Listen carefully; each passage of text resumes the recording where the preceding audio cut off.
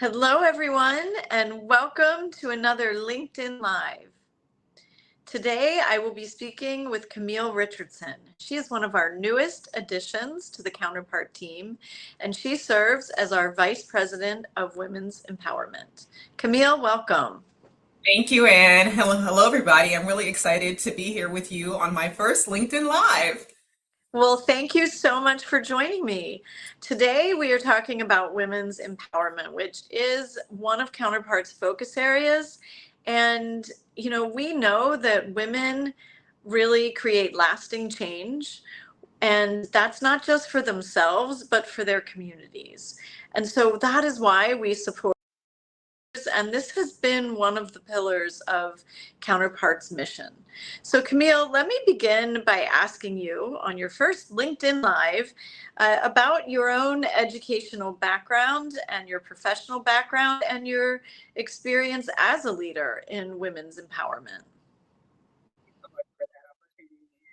Start off by first saying that I actually am a native Washingtonian, and everyone likes to pretend that we are a rare breed. We really aren't. But I needed to get out of Washington. And one of my favorite books is Paulo Coelho's The Alchemist. It's about a shepherd boy that has to get out of this small town and kind of go out and see the world and have adventures. And I feel like that's what I did. But before I left Washington, well, actually, I left Washington first, and I went to Providence, Rhode Island, and had 4 amazing years at Brown University. I came back home to Washington, worked at a think tank, actually at Johns Hopkins School of Advanced International Studies. And I ended up matriculating there and focusing on American foreign policy with a specialization, interestingly enough, in energy, environment, science, and technology.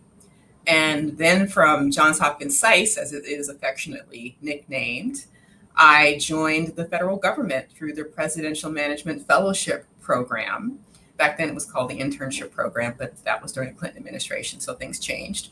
And it was sort of a young exec fast track program, into government. The whole point of the Presidential Management Fellowship, which was launched by President Carter, is to create, new executives, new leaders in federal service. So that was my entree into having an international career, and it was an amazing 30-year ride with the Commerce Department. About 5 years in, I joined their officer corps. Not many people realize that the Commerce Department has a foreign service. It's called the U.S. and Foreign Commercial Service. And that career had me following the coffee and the tea through South America and then over to Africa and India and back to South America. So I feel like I made sort of an alchemist type of circuit where I grew and where I was able to help companies to generate mutual and shared prosperity through international trade and investment. And not a lot of people know about that either, but the Commerce Department's job is to grow the US economy. So I come to Counterpart with an extensive international trade and economic empowerment background. You really have had quite the career, Camille, and we at Counterpart are really fortunate to have you join our team. I wonder if you could just tell me a little bit about, from your perspective, what motivated you to join Counterpart after such a distinguished career, and what led you to take on the role of directing our women's empowerment focus area? Well, and you and I met in March of 2023. We shared a stage that the U.S. Chamber kindly provided to us. It was the U.S. Africa Business Center, and they were having a day of featured speakers for International Women's Day. So they invited me to moderate a panel with you and Jim. And I think that the reason why they invited me is because of a women's empowerment initiative that I had created at the Commerce Department in my last tour as a Deputy Assistant Secretary for the Middle East and Africa. And this was during COVID.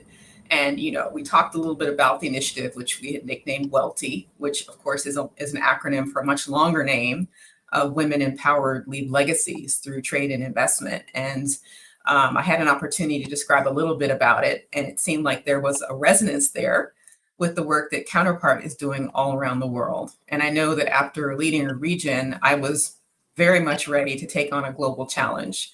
And so you and I had a few conversations And I was just really intrigued by the work that Counterpart does, working with communities, working with civic leaders, working with women in business, women in government, women in the field, from the village representation to the entrepreneur to the policymaker. And just really, I just appreciated Counterpart's focus on women in leadership. So I think that the work that I did at Commerce and some of the conversations that we had led me, once I decided that 30 years was a great career and that it was time to try something new. And then, sometimes when you decide to let go, you open your hand and another opportunity lands.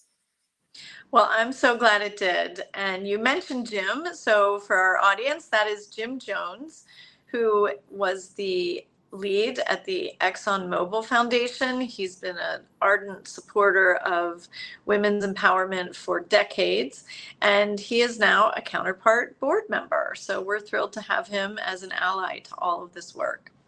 Yeah. And I think this picture that's showing is you had invited me to come over in September to give a keynote to the Global Women in Management program, which is, such a jewel in the crown of what Counterpart is up to globally. Well, it's a great photo and it's an even greater program. So I appreciate you showing and sharing that. I wanted to reflect a little bit on the transition that you've made after 30 years of working in government and now coming into a non-governmental organization. Many people have written and reflected on what a challenging transition that could be. And not everyone can go from the side of the desk where often money is given to the side where you have to request money for proposals and bids, or from the side where decisions are made to the side of an implementing partner where you're receiving those decisions. And I've really thought that you have adapted so readily to this new environment that you find yourself in. And I imagine many of our listeners may not be going through a transition from Commerce to Counterpart or even the government to an NGO, but I would imagine they are going through their own transitions of some kind at some point, if they aren't right now. And so could you say a little bit about why you think you're able to manage this transition so effectively? What has prepared you for that? Or how have you, in places where you felt unprepared, how have you navigated that? Great question, Anne. And just for our audience's benefit, I will answer that in a number of ways. The first way I'm going to answer is it's all about mindset. And it's all about having a growth versus a fixed mindset.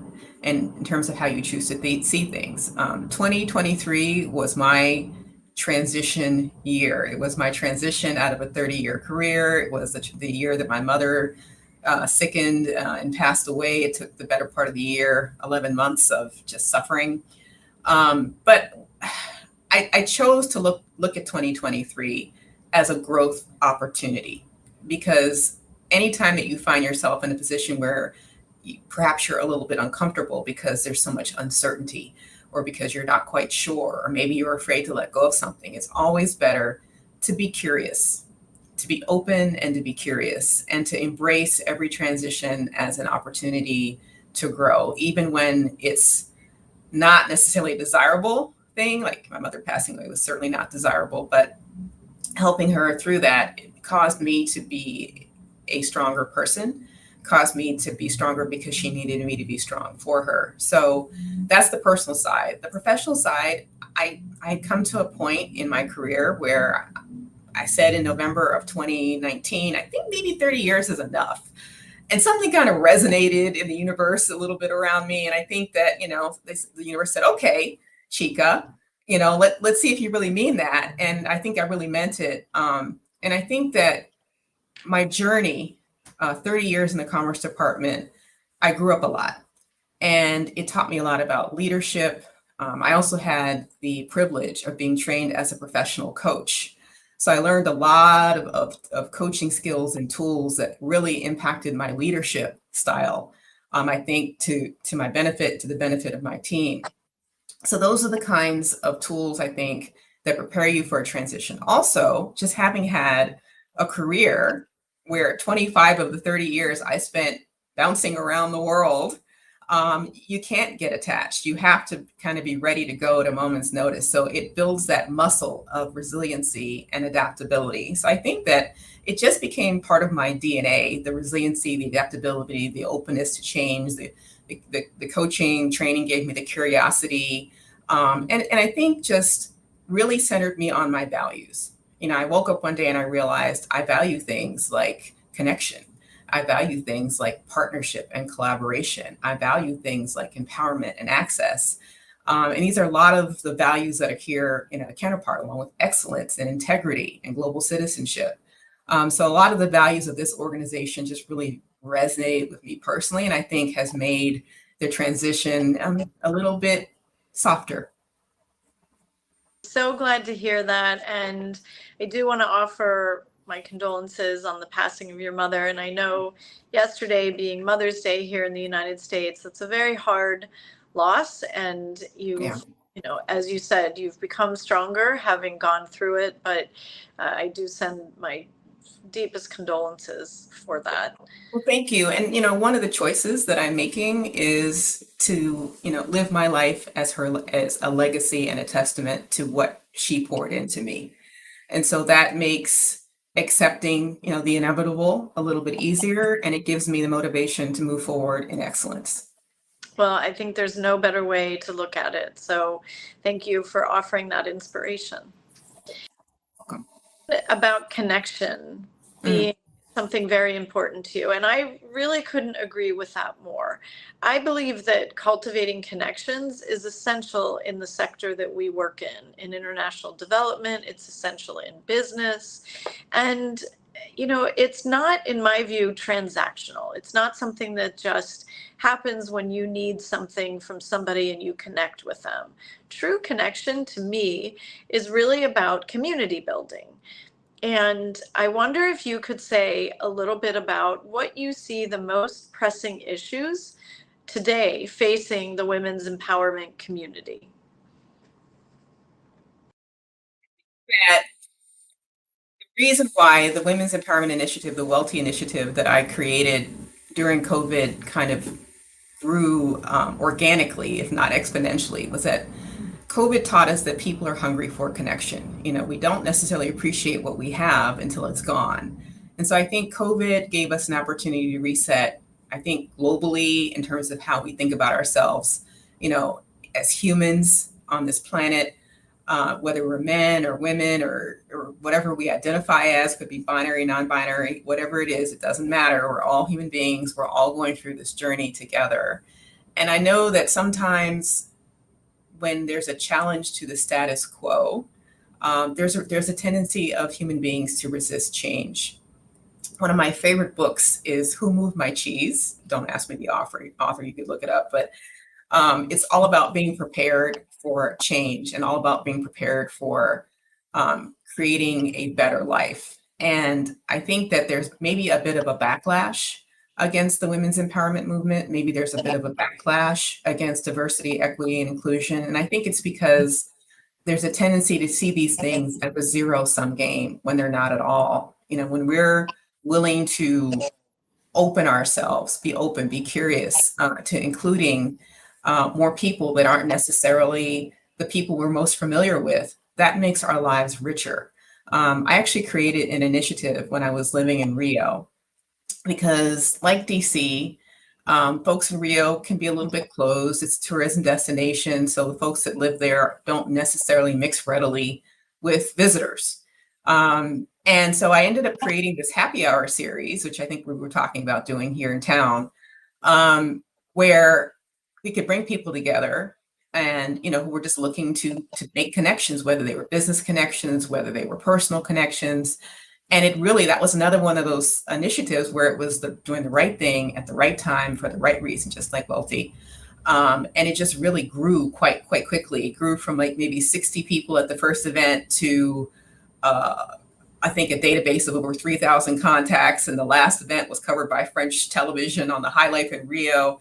I think that recognition comes because it was celebrating and really amplifying the power of connection. So I think the same thing, applies to women's empowerment. I know through our Global Women in management program nicknamed GWIM, that we bring women together from all over the world. You can see a picture of them there.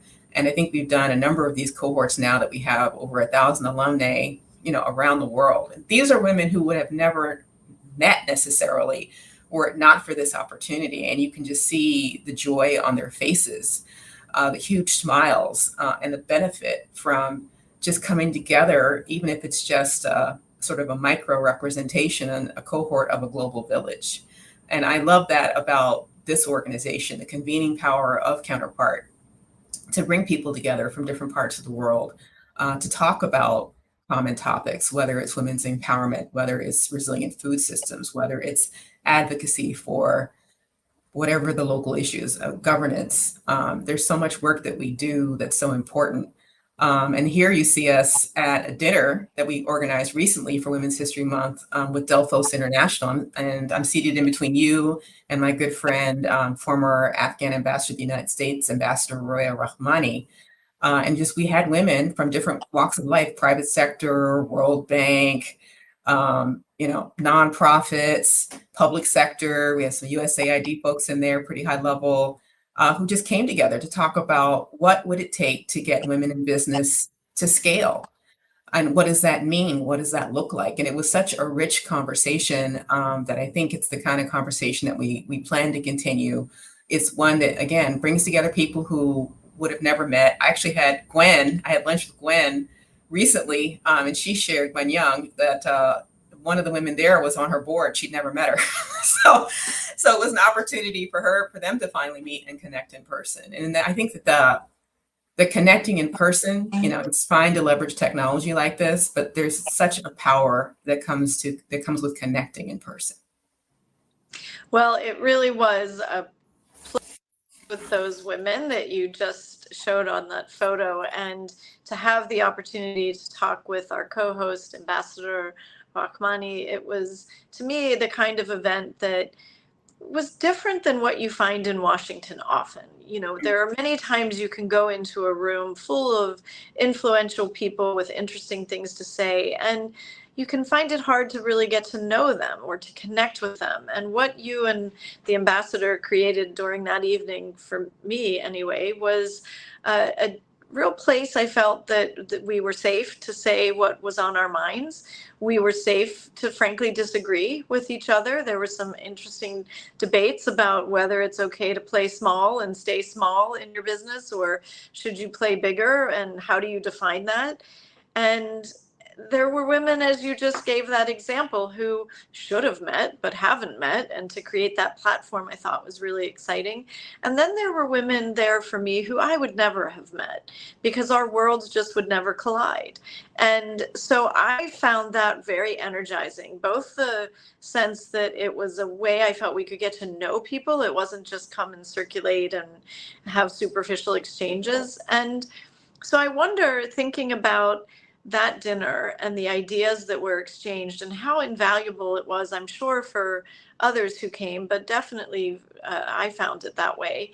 What are some of the other innovative approaches that you may be planning to bring to our organization and to the women's empowerment efforts? I heard it here first that there might be some happy hours planned along the lines that you did in Brazil. So I'll leave that to you to announce. But I look forward to hearing what other innovative things you may be planning. And thank you for that. I think that this dinner is something that also highlighted an issue. So I'll kind of sort of use that as a segue from the last question into this next question. And that is, women in business having access to capital resources is one of those issues. And I think that it has to be one of the pillars of our women's empowerment or approach, focusing on women's economic empowerment, providing information, providing connections to those resources that women don't typically have access to. I mean, I think that women get maybe less than 3% of venture capital or private equity capital around the world. So there's a lot of work to do in this space, and there's plenty of room in the space, and there's players doing it. And so I think that the connection and the collaboration with those people that are thinking the same way and doing some similar things can help us to amplify our reach. It's a big world. And if you look at women in business as a pipeline from your micro entrepreneur all the way to your C-suite executive, there's different needs along that pipeline. And so I think that there's great opportunity. It's very rich territory for us to really build out our women's empowerment practice here at Counterpart. I also think that it is worthwhile to take a look at sectors where that would benefit from greater women's participation, and both from a development perspective as well as a business perspective. And then also, I would even add as a national security perspective. So take, for example, the blue and green economy. We just did a fabulous event here at Counterpart back in March, and this is a picture from that event. It was packed. It was pretty much standing room only, and it was looking at women in the green economy, whether it's agriculture or renewable energy, women in the blue economy having to do with oceans and other types of hydroelectric energy. It's a big topic, and it is somewhat adjacent and related to climate change. But we also know that greater women's participation in a sector like this can lead to solutions that help to carry us forward to make sure that our food supply is not interrupted like it was during COVID and during the war in Ukraine or whatever disease is hitting whatever commodity. It's really important to have everyone involved in sitting around the table in that type of a conversation. I think another sector that would be very useful for us to approach, and I know there are other people out there doing it, so I'm going to take this as an invitation. Let's join us and let's address the digital divide that's coming with artificial intelligence. I know that women in business, women are slower to adapt technology in a lot of cases, and many people, when both men and women, don't really fully understand AI. But in order for women to advance in business, to grow their companies, to employ more people, to grow an economy, to engage in more trade, and just to help the global economy overall, I think that addressing that digital divide is really, really important. And the capacity building that we're doing here at Counterpart through our Global Women in Management program is important. And we know that that doesn't happen without private sector support. So that's another piece, the partnership and the collaboration.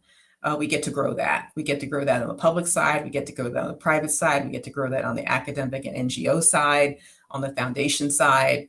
We have the convening power. We have the network. We have a history of working at the community level to develop sustainable solutions. These two women featured here in the middle are both alumni of our Global Women in Management program. And Thoma in Indonesia, really was a champion, in that blue-green economy space, where she was able to show her ministry that, protecting the fisheries around Indonesia was a way of benefiting the people, benefiting the economy, positioning Indonesia as part of the global food chain when it comes to tuna.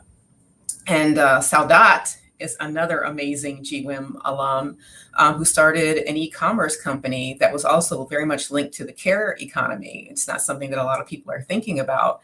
But sometimes getting women to work or getting women, give them the food they need, give them the care and support that they need. These are all creative approaches that if they don't have a seat at the table, no one gets to hear. So I'm just really proud that, Counterpart provides that. And I think there's also something to be said for doing things like this, featuring women in leadership, featuring women with inspiring stories, which was really key behind the Welty program. So it's an industry focus, it's a capacity and leadership building focus, and it's a little bit of inspiration sprinkled in as well. And the happy hours, I think that it makes sense for us to bring together our friends on both sides of the aisle whenever we can. And show people that women's empowerment, it's not exclusive by any means. It's inclusive. It's good for business, and it's good development practice. Well, that's great to hear, and I look forward to seeing those happy hours come together. I also want to thank you for sharing your story, and one of our listeners has commented that it's been really great to hear your story. And just as you said, these stories of women working together, empowering each other, can create that ripple effect of then somebody else hearing that story and thinking, wait, I could do that. Let me see who could help me, or let me see who I can help. And I really believe that that is what's going to make the greatest difference, is each of us sharing our story, empowering others to take their assets that they have and think about how to share them with the communities that they're in, and to see what kind of impact that can make. Because uh, so many women I've met around the world, they feel very alone and they feel very cut off from networks or from even conversations. In many places, just having a conversation about the role of women in public life or the role of women in business or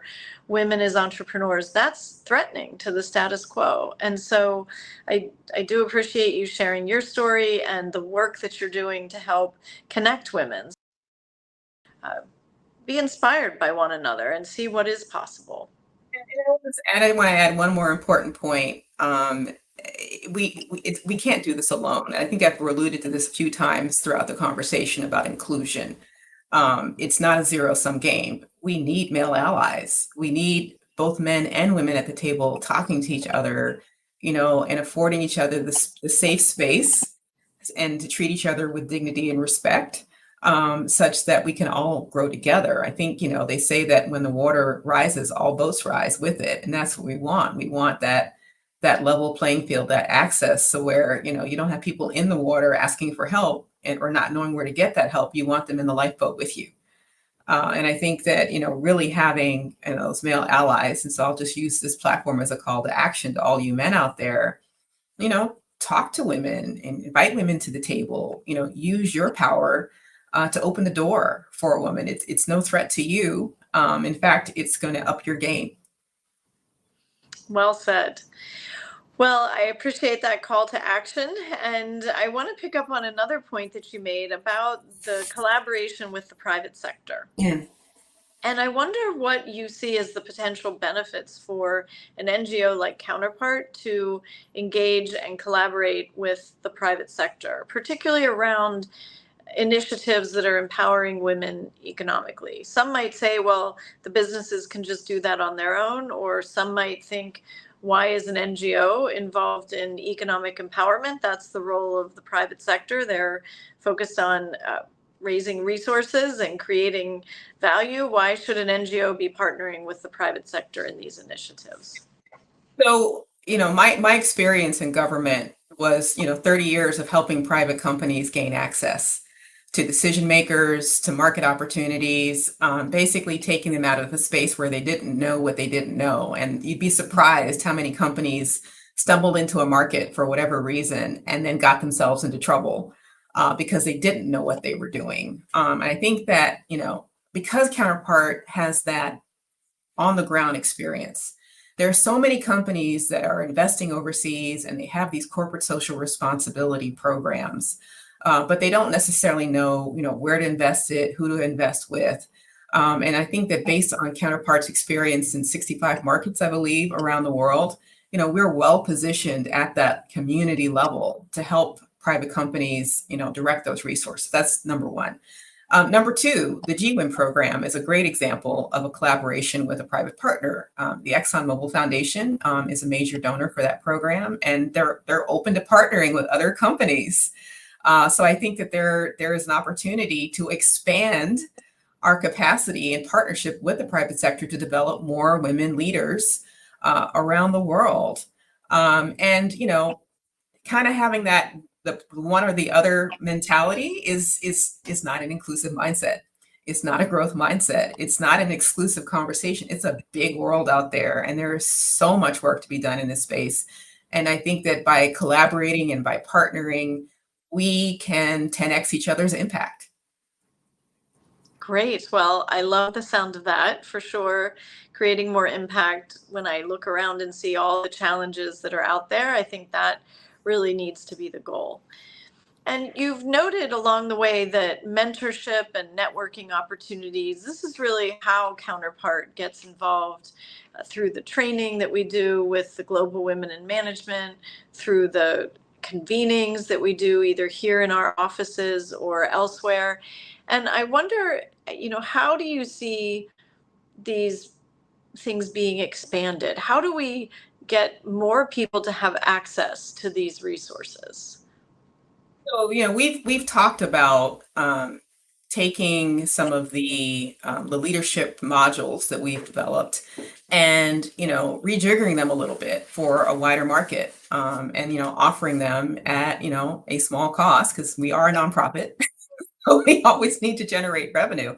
One of the things I know as a coach is that you can hold master classes, you can hold workshops, you can develop courses, and then you have an opportunity online to capture more minds, more eyeballs, more people. And I think that between creating online courses, I think partnering with other like-minded organizations can help us to expand that reach and to empower more women leaders and to have women taking them out of that space, which is the worst space anyone can find themselves, is where you just don't know what you don't know. Mhm. And if you don't ask, you don't get. And there are so many women for different reasons, can be cultural, could just be, whatever it is. They don't know to raise their hand or raise their voice and ask. And I think that this is a safe space for them to do that. And so, I think we've gotten feedback from some of our former, our GWIM alumni, who are asking for, hey, we'd like more training on this and we'd like more training on that. So I think that that's going to be a major focus for this year, is to develop and offer that type of training for them and for a wider audience, and to leverage that network, and see if we can have them out in the field helping us to expand that reach at the local level. Well, that does sound great. And I do know that during the days of COVID that you've mentioned, that so many women were isolated and they were cut off from resources. They were not able, as most people couldn't travel, you couldn't get even to see family members. And so the virtual network that we had in that we then put in place, because we couldn't use our real network, which was what we were used to doing, is coming together in person. This virtual network was so powerful. I'll never forget that we set up different call times so that the people in Asia were able to call in on their time zone. And then we set up another call for the people in sub-Saharan Africa to call in. And we actually found that people were calling in on both time zones because they found the support so helpful. So that networking really shouldn't be underestimated. I know the technical skills that are delivered through the coaching and training are really important. And I will just keep going back to that community that gets created is also, I think, part of what develops a resiliency and a sense of we're in this together, so we can do big things. I think that whenever you're trying to take on any big goal, like maybe it's a dream and you just don't see how it's possible, but when you have a team around you, it makes all the difference. When you have a community around you, when you have a network of like-minded people cheering you on or offering ideas or offering resources, it's like magic. It is. Well, I want to change gears a little bit to think at a more macro level Mm. about how can advocacy and policy making at both the local and international levels contribute to creating what we would call the enabling environment for women's economic empowerment. And what is it that NGOs like Counterpart and the private sector can be doing to support those kinds of efforts? Well, I know that here at Counterpart, we have a very and advocacy and governance portfolio. And, just from working overseas, policy frameworks, they provide a structure for the laws and the regulations that can make an economy more inclusive. So really the people that are sitting at those different ministries that have the power to make decisions, can actually make decisions today that have an ongoing beneficial impact for the future of their countries, of their regions. And so making a decision today to be more inclusive is incredibly important. And, having access to those decision makers, through our embassies and consulates is incredibly important. I mean, that's why we have this global network of embassies and consulates that is managed so well by our Department of State. And if you look at the example here in the United States, back in the 60s and 70s, when you had the equal rights, amendment coming to the table, there was a tremendous amount of grassroots um, campaigning and building community support and, changing people's minds and opening people's minds and changing the public awareness and consciousness. I mean, I think that we weren't around when women didn't have the opportunity to vote. Now we do. You have to be willing to put yourself out there, to fight to have anything change. And so I think the United States, based on the work that so many women did in the generations before us, is one of the freest places on the planet. Now, yes, are there still pay disparities? Yes. Is there still gender discrimination? Yes, but not anywhere close to some other countries in other regions that I'm not going to name. But the United States is a leader, I think, in this space, and given the global nature of the gender economic divide, of gender inequality, we have an opportunity to change things for the better and to engage policymakers, the ones who are making the laws, who are designing the regulations, to actually give women a voice. I really appreciate that you recognize all the women and the male allies who came before us, who really in this country have led the movement to allow us to be where we are today. And it's the same in other countries where it's those brave people who are the pioneers, frankly, of those changes. And I am the beneficiary of my great aunts who both were pioneers in different ways. My great aunt Alice worked, this was back in the 30s when women didn't work outside the home very much. She actually worked in a business and was recognized by many as the person who was truly running the business, even though there was a man in the seat. And I have in my office her retirement placard that was given to her on her last day of work. And it was fascinating to read the skills that she was credited with. And then, of course, even with all these wonderful skills, it was then noted that she was also the perfect lady. And so I think, there's just sometimes no escaping that notion that, first of all, women have to be everything. And second of all, that, there is a preconceived notion of how women should show up. And I had the pleasure of knowing my great aunt a little bit, and she was someone who was very finance oriented, and we'd go to her house and she would have us play banker, which is not something that many, I think, children go and play with their great aunts, especially of that generation. But that's the kind of, I think, visionary that you need to be, somebody who can see a different future and take whatever steps are in their ability to chart a different course. And I do believe it's very important for people like us who've benefited from those sacrifices and those hardships to celebrate and to honor those people who've come before. So thank you very much for doing that. I couldn't agree more. And as you were talking, I was thinking of a few examples. So if you look at the Foreign Service of the United States, there was a time when the Foreign Service, I think maybe back, in the early days, where you had to be, as they joke inside the service, a pale male from Yale in order to get in. And the wives were actually evaluated on how well they hosted parties. Amazing. And now we're looking at a service that is diverse, that is at least 50% female. So how things have changed. And as you were talking about your aunt, I was thinking about my grandmother and my mother. My grandmother was a seamstress because back in the day, there just weren't that many opportunities for Black women. But she poured into her daughter, my mother, to make sure she got education so that she could advance. Then my mother became a teacher, again, limited opportunities. And my mother poured into me to make sure that I had the education. I don't think she ever anticipated me becoming a diplomat, but I caught the bug because why? Because she sent me to school with girls from other cultures who came from different parts of the world, who spoke different languages. So you just never know. And and it's not just about women here, it's about youth. Yes. It's about introducing different values to youth because they're the future. I mean, the mothers and the fathers who are rearing children, think about what you're pouring in and what you're creating and what that future is going to look like. Well, we've had a comment on our chat that is highlighting how important it is to bring different women together across sectors and on different issues. Mhm. And I want to thank Tatiana for bringing that into the conversation, and really good to have her engagement on this. And I look forward to further collaboration with people who are here in this chat and on the LinkedIn Live, but also those who are part of this LinkedIn community.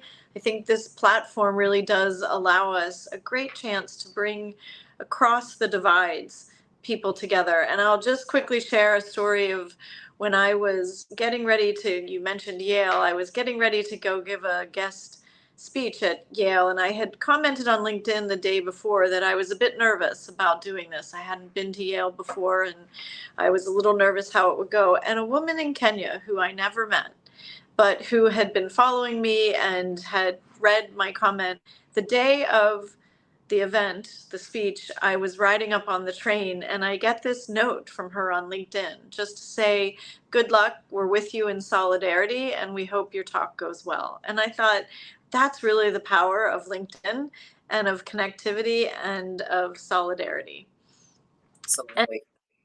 so I think that brings me to one of my last questions, which is, knowing that solidarity and connectivity is so important and that collaboration is really crucial to address these very complex issues like gender inequality or pay inequities or, limited opportunities for women, or this notion that women should be judged differently than men in the professional world. How do you plan to engage with different communities, local communities, governments, and other stakeholders to really get, as you said, the most bang for the buck? How do we amplify the impact of these initiatives? So, Anne, you and I have had a conversation about acting locally in order to have an impact globally. And I think, one of the things we've talked about is how do we leverage the power of the diasporas that are here in the United States? And so I was speaking with my friend Rahama Wright, and you and I have talked to her. I think we have a conversation slated with her tomorrow. She's an entrepreneur who is Ghanaian American, who has a business that is creating a supply chain and jobs for women in Africa and women in here and people here in Washington, D.C. And so I know that there are a number of groups, like on the government side, the president has an advisory council on the diaspora. I know that there are government agencies that are working on this. There are businesses, there are companies that are interested in this. And so I think, having events like this that feature those kind of folks could be an interesting approach. And to the extent that, whenever any of us from Counterpart goes out to visit a project, I think, engaging the local government and planning to have conversations like this with the private sector, with the nonprofits, the NGOs that are working there, with academia, with government, having those conversations, around how can we widen our scale and impact? How can we leverage the trade lines, the pipelines of companies? How can we help them to scale? How can we help them to generate, more jobs, more prosperity that, by its very nature, is inclusive and can create, more empowerment for people all around the world. So I think, just the power of conversation, whether it's on a platform like this, even better when it's in person, the various projects that we have going on. I know we've had conversations, with other programs that also have a global reach. So I think, you've charged me with coming on board and building out a network and exploring, ways to engage. And I appreciate the freedom to explore and to be creative and to come up with more than one business model, more than one way to skin a cat to make it work. Well, it's really exciting, and I can't wait to see what you do with this platform and where it all heads. And I want to touch on something in closing that you mentioned already, which is male allies on this. Mm, And I want to share with the audience something that was shared with me from one of our listeners about her own journey, a woman who, was very accomplished professionally and had, left to have a baby and found herself then, as most parents do, struggling with the amount of leave that was given to her to come back. And none of the options that were available were very good. And so, trying to figure out how to juggle a new baby in your life with your career goals that you've worked so hard for, and limited, if any, sick or annual leave left, because most policies encourage you or force you to take those things first. And this is why so many women are leaving the workforce. And this woman who reached out to me shared that picture of her feeding her baby while she's on her computer, and she said she was bone tired. And that phrase resonated with me because there was a book that came out when I was having my second son, second of four, and it was called I Don't Know How She Does It. And it was a fictionalized account of what so many of us have lived. But in that book, they used the phrase deep sea diver tired. And I've never gone deep sea diving, but I can imagine what that level of tiredness must feel like, and being under that water with all that pressure on top of you and limited ability to breathe. And I just think that we have to do better for women when they leave the workforce without wanting to, simply because the policies aren't there and the institutions aren't ready to bend in ways that give flexibility. And it's not just for having children. You made reference to your mother's illness, and I would hope that you had flexibility. This was prior to your time at Counterpart, but that is not something you get a second chance to do, to spend time with an ailing parent and to be present for them, or another family member who needs your support. And I think about this a lot when I think about what's the role of male allies.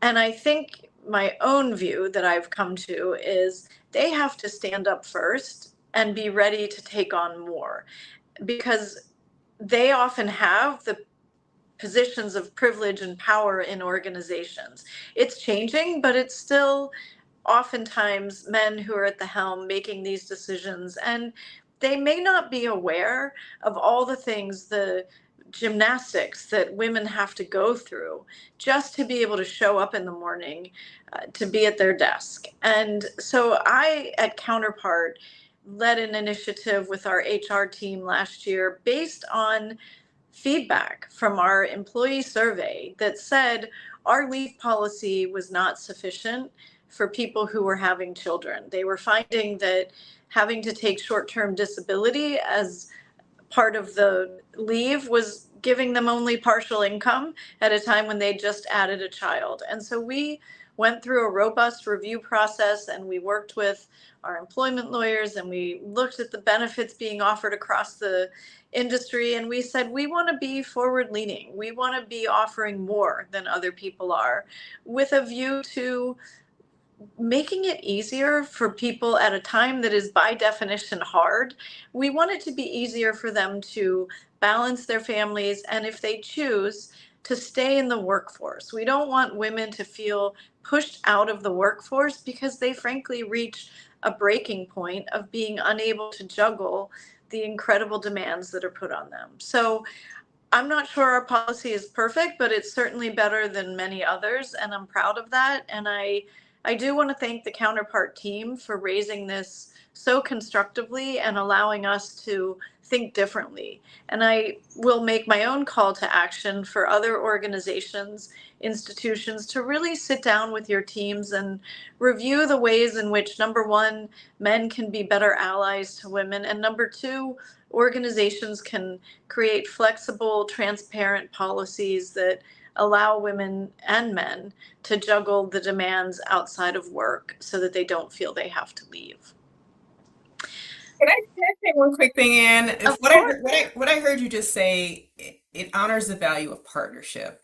And you and I have, talked about it, and I've come into an organization that is warm, it's welcoming, people love working here, and I hope that you'll give me or somebody else the opportunity to interview you on a platform like this about how you have just created this amazing culture. But I also wanted to take the opportunity to highlight our annual report where you talk about this, and whoops, I think I'm doing this the wrong way. You talk about it being about women's empowerment and really building that out as sort of a cross practice here in a Counterpart. And yeah, I think having that type of partnership, having that type of network and community of support is so important. And I think that's why that makes this organization such a wonderful place to work. So I want to acknowledge you for your vision there. Well, thank you so much. I really appreciate that. And for sure, Counterpart is a great place to work because we have an incredible team here, and every person every day shows up contributing to that culture. So I feel very privileged myself to work here and to be part of this community. And I do think of Counterpart, as I said, as a community. So I'm delighted that you've joined this community, Camille. I want to thank you for joining this LinkedIn Live today and for all the insights that you shared and your deep expertise on this important subject. And I look forward to seeing all the great things that you do going forward. Thank you for the opportunity, and thank you everyone for listening. Thank you.